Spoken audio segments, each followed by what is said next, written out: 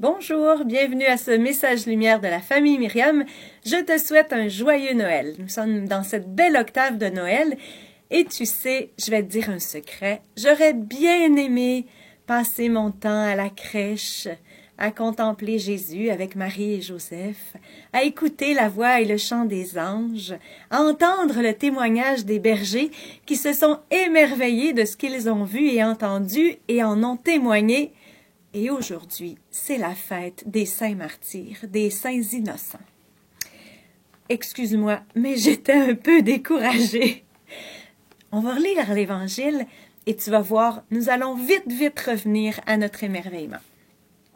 Après le départ des mages, voici que l'ange du Seigneur apparaît en songe à Joseph et lui dit « Lève-toi, prends l'enfant et sa mère et fuis en Égypte.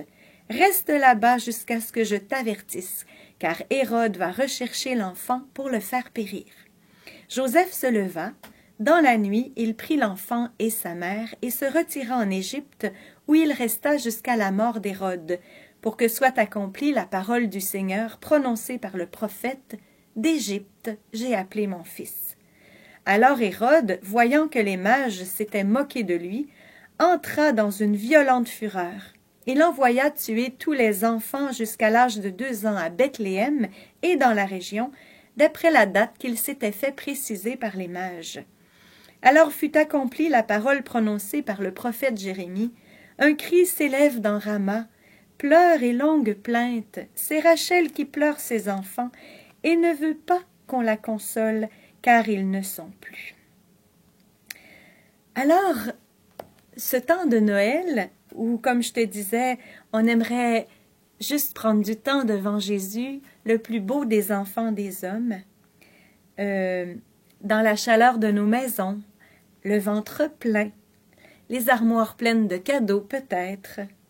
Mais aujourd'hui, Jésus vient te parler, vient me parler du salut, de la réalité du salut, de la réalité de Noël. Le froid, la paille qui pique, le rejet d'Hérode et le sang des petits dont les mères sont inconsolables et avec raison. Voilà la grandeur de Noël en fait, et on est plongé dans le vrai mystère de Noël. Dieu change la peine en gloire. Ces petits innocents partagent la couronne de gloire du Sauveur et marchent à sa suite. Et voilà la gloire de Noël et du Rédempteur. Tout est changé en bénédiction. La solitude, le froid, la faim, tout ce qu'on peut avoir vécu de pénible durant ce temps de Noël, parce que notre Noël n'a peut-être pas été en robe de soirée à paillettes avec un verre de champagne à la main. Peut-être que oui, mais ce n'est pas cela le vrai sens de Noël. Le vrai sens de Noël, c'est l'arbre mort qui devient plein de joie, de couleurs, parce que Jésus, il est la lumière et il a pris sur lui toutes nos souffrances. Et là, la vie jaillit. Notre arbre de Noël, en fait, sera aussi l'arbre de la croix qui sera vainqueur du mal et des ténèbres. Le Christ est vainqueur de la nuit et du mal, et il est vainqueur de Satan qui veut la perte des enfants de Dieu. Ben moi, sincèrement, j'ai trouvé que c'était beau. Je suis contente aujourd'hui de fêter les saints innocents pour que Jésus me rappelle pourquoi il est venu dans ma vie, pourquoi il est venu dans la crèche, pourquoi il est venu dans ta vie. C'était pour tout transformer, pour changer tout en bénédiction, pour ce qui nous fait de la peine, pour que ce qui nous fait de la peine soit changé en joie, pour que tout prenne un sens et que notre vie soit vraiment féconde parce qu'unie à celle de Jésus.